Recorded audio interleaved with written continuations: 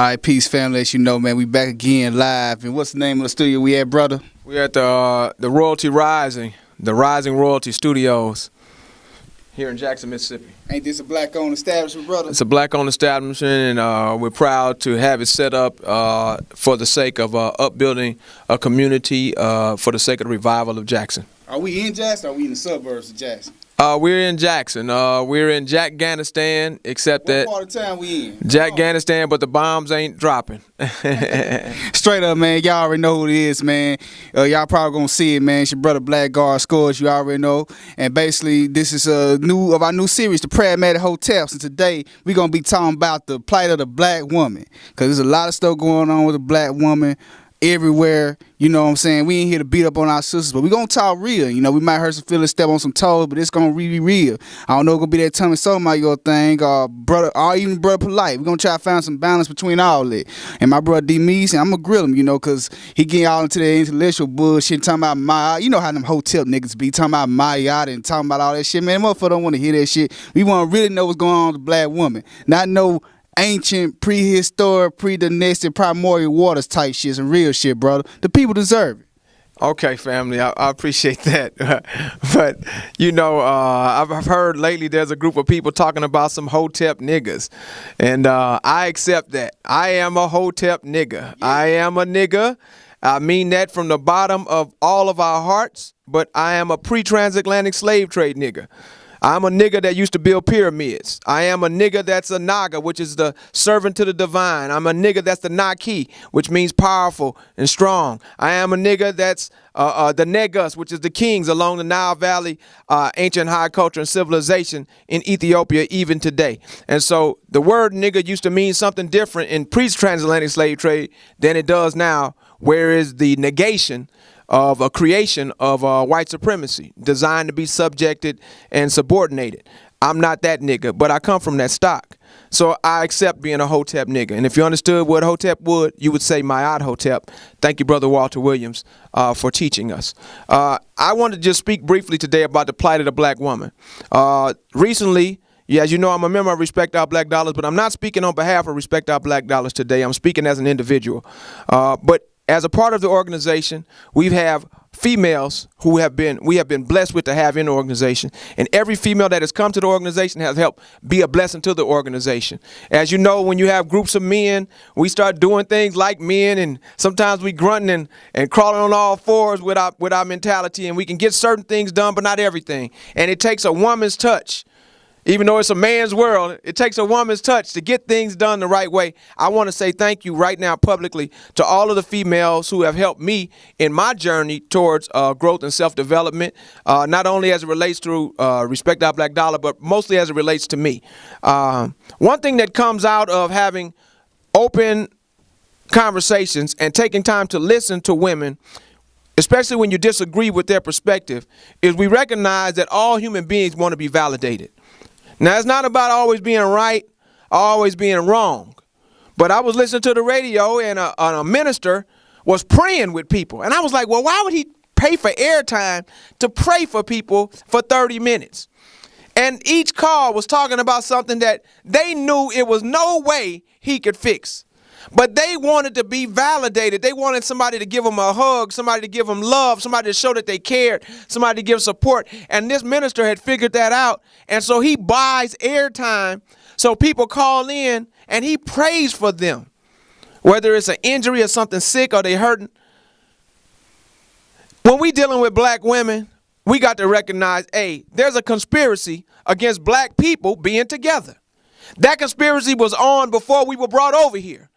Before we were brought here, it was about the separation of black families. It's about the emasculation of black men in the presence of black women. And then it's about shaming black women to the point where when a black man touches her, she feels like she's too dirty and filthy because she's been shamed and so scandalously handled. She feels that way.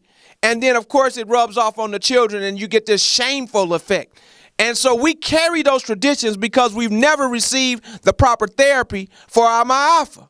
At no point did we ever sit down and get the counseling like they got in Columbine. We never sat down and got the counseling like they got in the place where they shot the woman in the head. And the people didn't even get shot. Only one woman got shot in the head, but all of the rest of the people had access to counseling. We never had that. The only form of therapy that we had that we can even call therapy is the craziness that we made in church, where we had one kind of crazy to balance off a certain absurdity, because none of the rules work. We Wile E. Coyote. You know, no matter what we did, even though we were literate, we could put the stuff together, we could make it work. It never quite worked right for us. We take the rocket ship, and instead of flying up, it fly down. We put on the rocket skates, and instead of going forward, we go backwards. When we finally do catch the road runner, saw off the cliff, and whoever's on the edge of the cliff is supposed to fall off. Well, when he got the road runner to the edge of the cliff, what happened? The whole damn cliff fell. Why? Because the system was set up to not work for Wile E. Coyote. It's set up for Road Runner to win. Every episode is set up for Road Runner to win. So if you don't recognize you're in a conspiracy, then you will think that all of these problems, all of these inadequacies, all of these idiosyncrasies are all your fault. Well, it might be my responsibility, but I didn't do this to myself. It's my responsibility to change myself, but I didn't do this to myself. When we talk about the plight of the black woman, there's a need for therapy. All of us are in need of therapy, and we have to learn how to speak to each other in therapeutic tones. Sometimes, you know, when you recognize you're in the conspiracy and who your true enemy is, that's white supremacy, family. When you recognize who your true enemy is, it don't stop you from fighting and fussing with each other, but when you catch yourself going at it, you'll pull yourself back.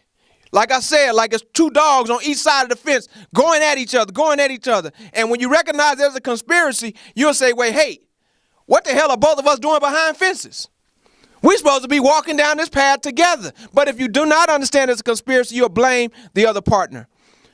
Another thing we got a problem with, some cowardly punk ass men. What do I mean by cowardly punk ass men? I'm not talking about somebody who just runs away from a fight. I'm talking about men that pile on, knowing that black women have been shamed, knowing that they've been ostracized, knowing that they've had their man taken from them, knowing that they stuck out there with their children, knowing that they suffer, knowing that they struggling, and then you got black men that just pile on and blame all the problems on the women and talk about they need to be fined when their children act up in school. Talk about zero tolerance policies, and you're going to pull the woman from the job, make her lose money, bring her to the school, and then try to fine her or arrest her. That's insanity. That's crazy if you're trying to help folks. And when you do that in the name of helping them, you're a cowardly punk ass man to jump on a woman when you know the lineman got her leg, the linebacker got her by the waist, and then you come in and clean her clock and knock her out, and then talk about what kind of good hit you had and how she didn't jump out the way, and ooh, you want to brag about it. Ain't no bragging about that. Putting down the black woman is not going to solve the problems of black people, and black women putting down black men in public is not going to solve the problems of black people. We have to recognize we are the solutions to each other's problem. Another issue we have with the plight of the black woman is we lack consistent definitions of manhood in the institutions which serve black people. What did I say? We lack consistent definitions of manhood in the institutions which serve black people. As a result of inconsistent definitions of manhood, each institution is not reproducing the definition whereby you would know what a man is and what a man ain't. There should be a standard that is set by the institutions which serve black people. And in the absence of that standard, we see a lot of overgrown boys and underdeveloped males substituting and strutting around as men. Last but not least, I speak to women, 8 out of 10 of which have been fondled or molested or tampered with before they had a chance to choose. I'm not talking about date rape, where somebody goes with somebody else and you get behind a place and you drinking or smoking or whatever, and half your clothes are already off, and then some circumstantial stuff happens either way. Not trying to discount that, but that's not what I'm talking about. I'm talking about a trusted someone. I'm talking about the deacon. I'm talking about the brother, the uncle, the cousin. I'm talking about the neighbor next door. About 8 out of 10 of black women that I've had a chance to encounter have been tampered with before they had a chance to choose. When I ask them, what's your definition of a good black man? Most of them can't tell me. And they can't tell me sometimes because of hurt, sometimes because of pain, but more often than not, they can't tell me because they hadn't been told. They had never sat down to know that. But when I asked them to tell me what a no good black man is, I have to stop them before they run out of time. I have to stop them before they run out of paper if they writing. I have to stop them before they get so heated they can't hear me no more. What am I saying? I'm saying that every woman that has a problem with a man, has a problem with men, first you need to sit down and take time and give a definition to what you feel a good black man is. And once you come up with that definition, figure out what would you have to do in an institution to reproduce that in your sons, your nephews, and in your neighbors. I'm Mr. DMEEZY, and I just want to say, know thyself, to love thyself, to save ourselves. One life, one love, one enemy, one God, one aim, one destiny. Mod Hotep, may you continue to be a blessing to others.